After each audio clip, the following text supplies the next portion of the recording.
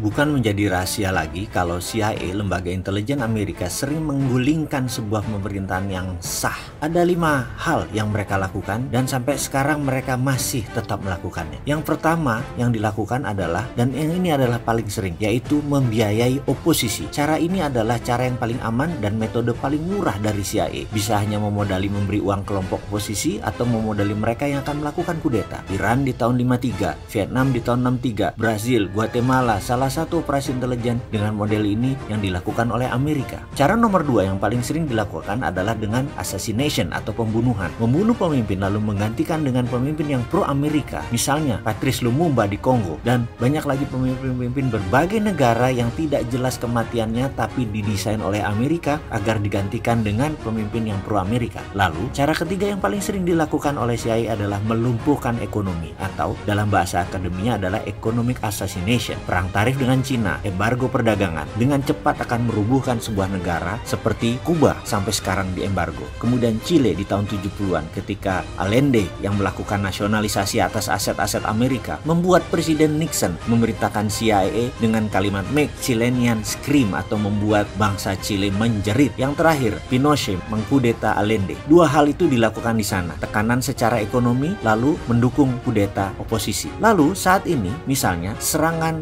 mata uang lira di Turki yang menjatuhkan 40% nilai Turki dalam setahun terakhir dan membuat banyak investasi keluar dari Turki. Kemudian juga Venezuela diserang dengan economic hitman sehingga inflasinya lebih dari 1000%. Indonesia di tahun 1997 adalah bagian dari economic assassination untuk merubuhkan rezim Soeharto. Kemudian saat ini yang paling sering dipakai adalah nomor 4, yaitu pengambil alihan kendali atas media. CIA akan membeli koran, membeli TV, membeli radio untuk merubah opini publik dan melakukan kampanye anti penguasa yang anti Amerika. Di Italia, CIA pernah membeli koran Rome Daily American agar Italia tidak jatuh ke tangan komunis. Namun sekarang petinggi CIA pernah berkata lebih gampang membeli wartawan dan redakturnya daripada membeli koran atau media. Karena itu banyak sekali sekarang foreign jurnalis yang dibayar oleh CIA, dan di media warfare ini kuncinya adalah kendali informasi, di mana sekarang meluas ke internet dan medsos dengan analitik strateginya. Terakhir adalah membangun kepanikan atau menciptakan chaos, menciptakan ketegangan sosial. Seringnya ada demo atau street protest, itu adalah bagian menciptakan kekacauan atau chaos. Turun ke jalan berdemo adalah CIA style sekali. Coba lihat, coba ingat-ingat di Indonesia yang sedikit-sedikit turun ke jalan, belakangnya pasti siapa? Kita bahas detailnya di chapter yang lain. Dan pastikan mereka yang turun ke jalan itu tidak tahu apa motif asli demo tadi. Itu adalah kunci sukses demo. Misalnya tokoh Iran Muhammad Mossadegh yang menasionalisasi aset minyak Inggris di tahun 53, digalanglah demo besar-besaran sampai terguling, dan kemudian boneka Amerika Syah Iran dijadikan monarki lagi. Juga demo panjang Hong Kong saat ini, demo besar misalnya kemarin di Malaysia untuk menggulingkan Najib yang pro Cina beberapa tahun yang lalu. Ini semua adalah sedikit informasi tentang organisasi rahasia dan bagaimana operasinya, dan masih banyak lagi yang sebenarnya kita tidak tahu. Jadi ke depan ada baiknya Indonesia hati-hati. Kita harus punya strategi berlapis dan bermain cantik. Baru nanti kita salib mereka semua di tikungan. Barulah Indonesia bisa jadi negara besar.